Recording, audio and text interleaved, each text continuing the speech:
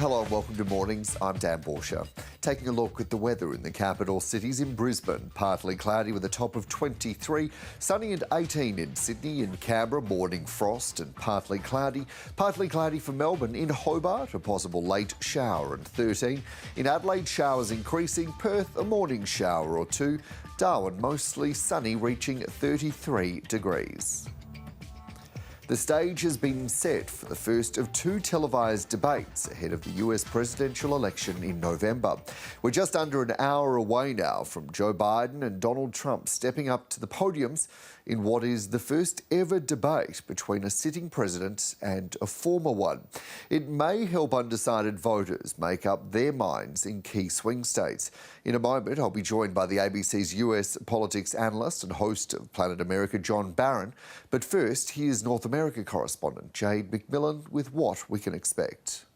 Joe Biden and Donald Trump have taken quite different approaches to preparing for this presidential debate. Joe Biden spent days at the presidential retreat Camp David, reportedly getting ready with a group of advisors and with the help of a mock debate stage. Donald Trump, on the other hand, made a point of continuing to hit the campaign trail over the weekend and is said to have been involved in more informal preparations. In the meantime, both candidates' campaign teams have been doing what they can to try to lay the groundwork for this very significant event. Donald Trump's campaign has continued to try to highlight Joe Biden's age, to argue that he isn't fit for office, while the president's team has really been pointing to Donald Trump's criminal conviction, given that he has now been found guilty on charges of falsifying business records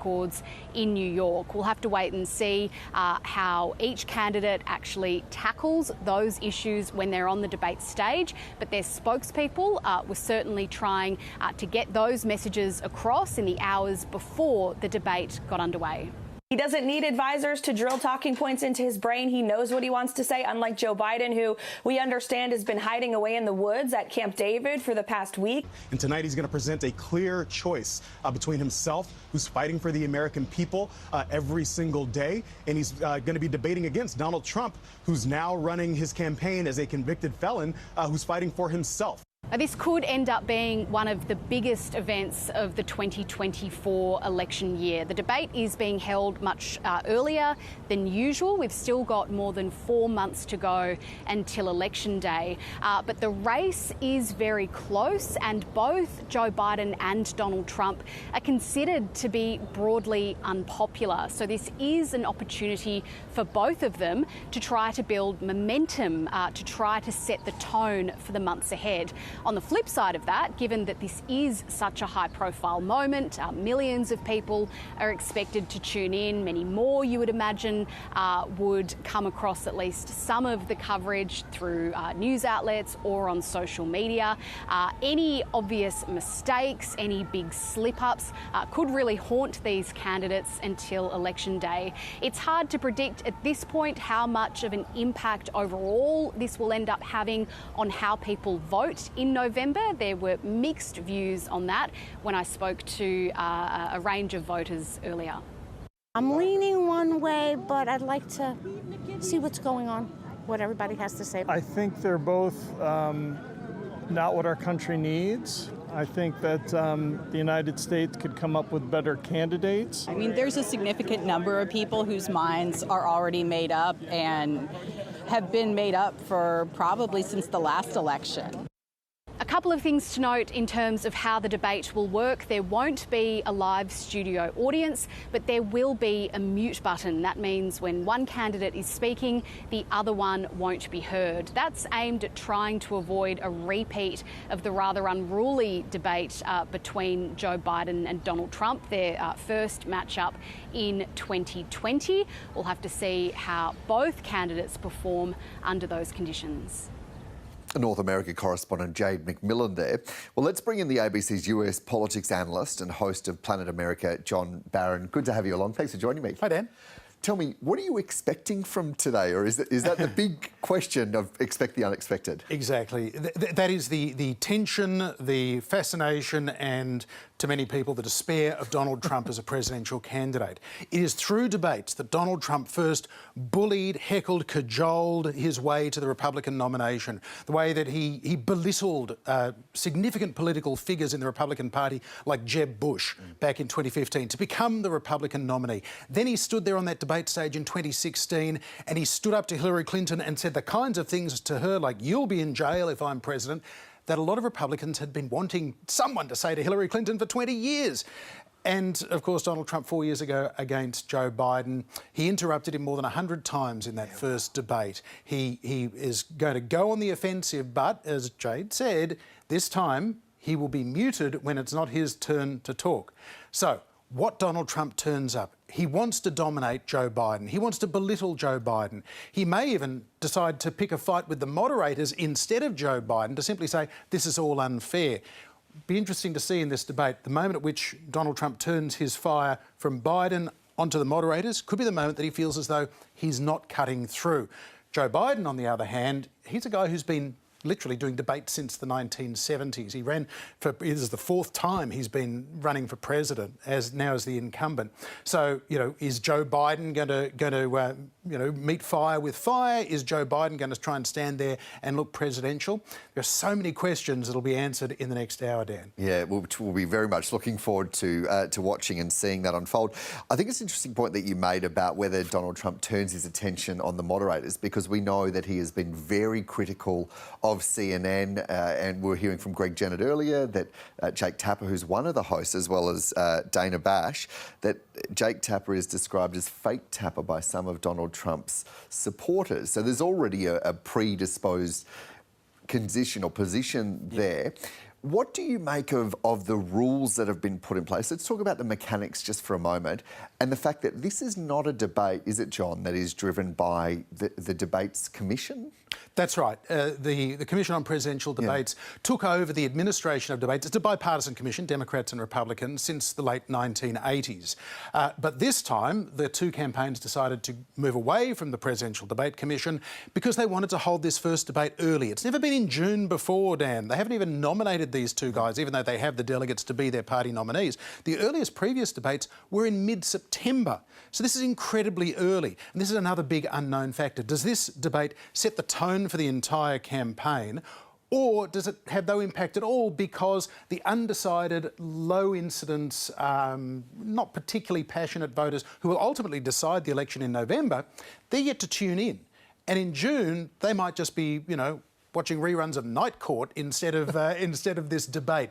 So whether this is going to have a consequential impact or not remains to be seen. But the stakes are incredibly high because these two men are neck and neck in the race for the White House. We have not had an incumbent president facing their predecessor in a rematch since the 1890s. So this is almost unprecedented. And there are significant concerns about Donald Trump's temperament, what he did and didn't do as president, and also about Joe Biden's age, his cognition and his ability to serve out a second four-year term. An 81-year-old has never run for president before.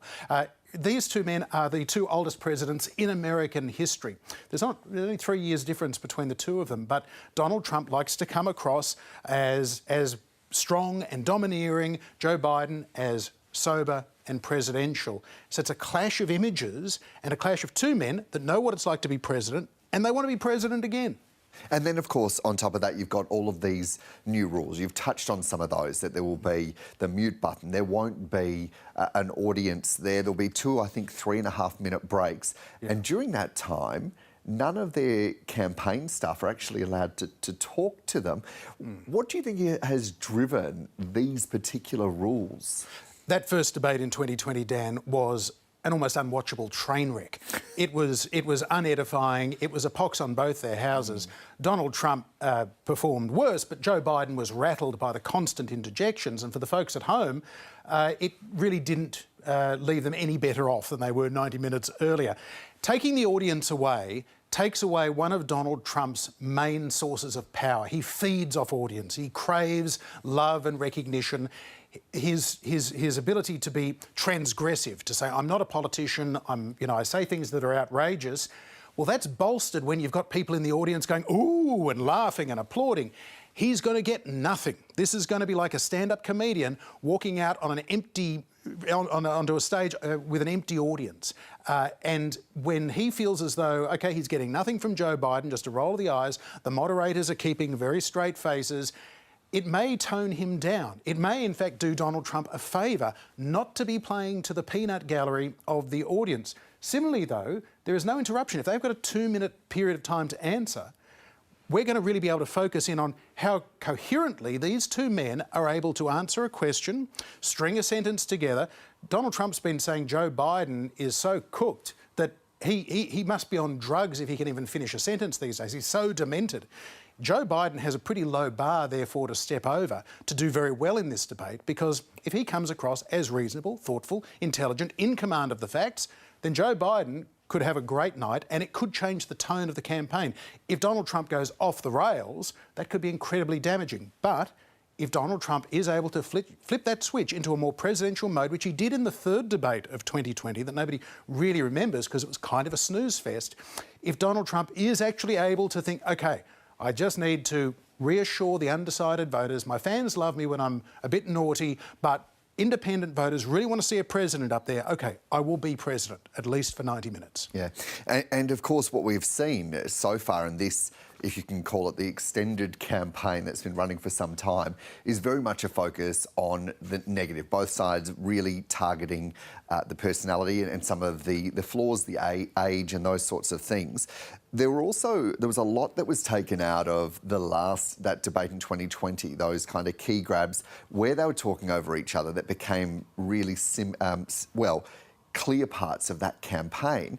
This will likely neutralise that, but it's not going to neutralise the negative attacks, is it? You're right to say, Dan, that there are a few key moments that we remember from that debate, including Joe Biden's famous, "Will you just shut up, man?" That summed up the feelings of millions of Americans in that moment, because Donald Trump was going over the top. He was also suffering from COVID at that moment. He knew that he'd tested positive 3 days before. He was risking infecting Joe Biden and everybody in that audience at the time. It was a reckless thing for Trump to even be there. But in this debate, if we see Joe Biden manage to dispel some of those concerns about his age, that will go a long way to winning over those undecided voters. But these are, you're right, two historically unpopular candidates. And there are significant concerns in the minds of many Americans, not based on ideology, but just based on fitness for office, their temperament, their cognition, and so on. This is a real Hobson's choice for many American voters. They've got a bit over 4 months to decide which of these is the lesser of two evils in their mind. Yeah.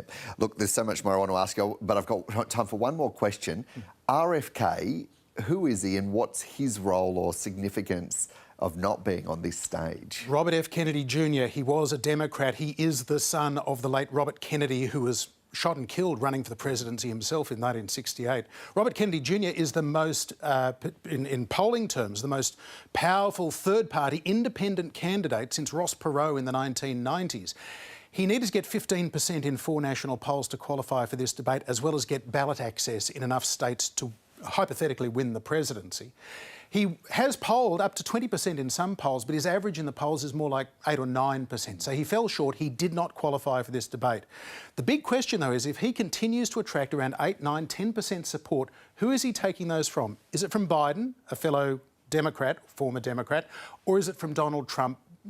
Kennedy has something in common with both of them, or in non-compulsory voting America, is he actually taking that 10% from people who would otherwise stay on the sofa on election day and not vote? He's the wild card, Dan. At the moment, it seems as though he's probably drawing slightly more support away from Joe Biden than he is from Donald Trump. Third-party candidates can go one of two ways in the middle of an election year. They either take off like Ross Perot, and they do claim 20% of the vote and maybe affect the outcome of the election, or they kind of just fade off into the distance and get 2 or 3% of the vote, and they're not really consequential. But remember, the 2020 election was decided by 42,000 votes total in 3 key swing states. The 2016 election was 70,000 votes between Trump and Hillary Clinton. This is going to be close again. It's going to be 10,000 votes in Maricopa County or in the outskirts of Atlanta. There's small pockets of America that are going to decide this, and if 2,000 of them vote for Robert Kennedy instead, it could determine whether it's Trump or Biden in the White House. So him not being on this stage today is a blow to him. He could be there when they debate again in September, and that could have a significant impact given how generally unpopular Biden and Trump are. Kennedy might look pretty good by comparison. Yeah, one to watch for sure. I'm so glad we've got your analysis. John Barron, thank you so much for joining me. Thanks, Dan.